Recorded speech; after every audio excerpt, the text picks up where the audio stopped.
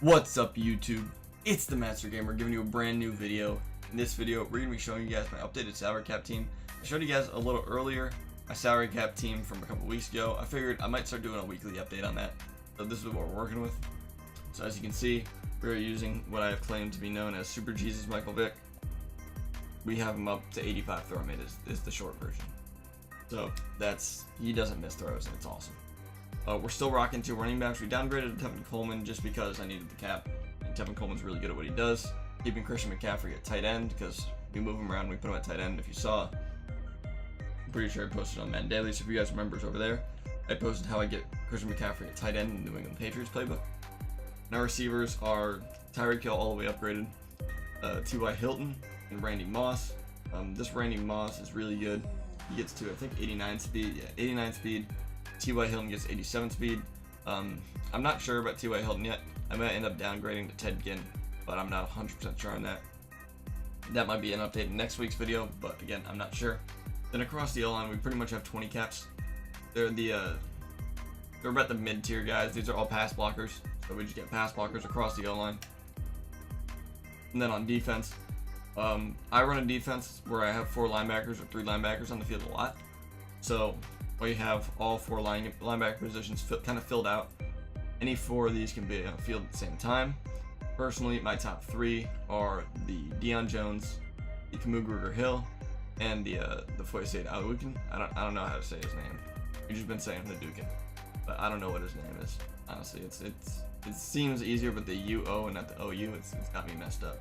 But with lockdown times 20, we actually have this Deion Jones and Derek Johnson up to 80 zone coverage. So that gets them to the flat zone threshold. So as you're gonna see right here, 79 gets boosted up when it accounts for lockdown.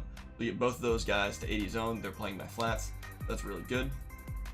My middle guys are always gonna be Foyesade and Camus. Then our defensive backs all have 90 zone.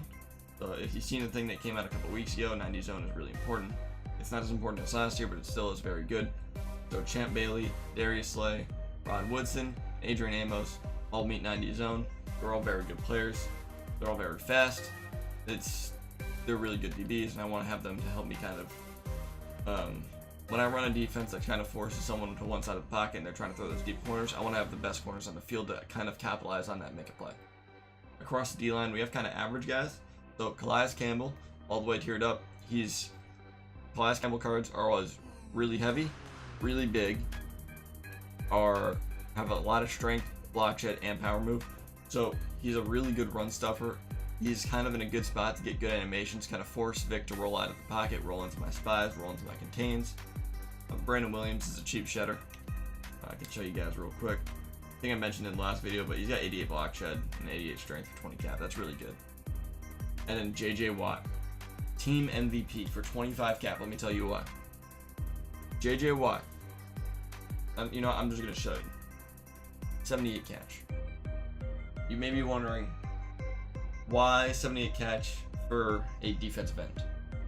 Well, quite frankly, spies.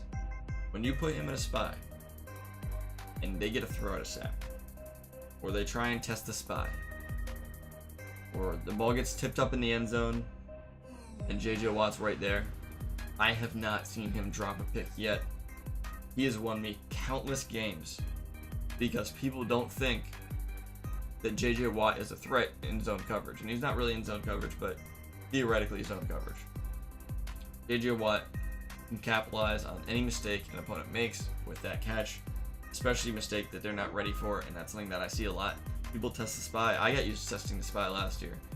I'd just say maybe there's a window here and I'd throw it near a spy, and like sometimes I'd hit it, sometimes it wouldn't, but it would never really pick it. JJ Watt picks it. Again, he's won me a ton of games. I'd really highly recommend getting a JJ Watt card in your team.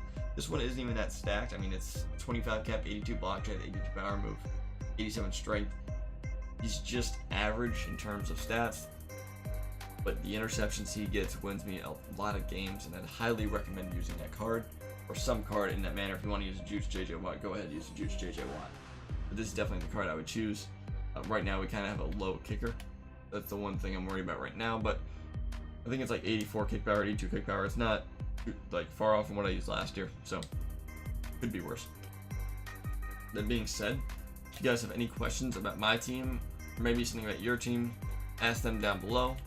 I'll be back next week with another salary cap lineup update. It's been a Master Gamer, and I'm out.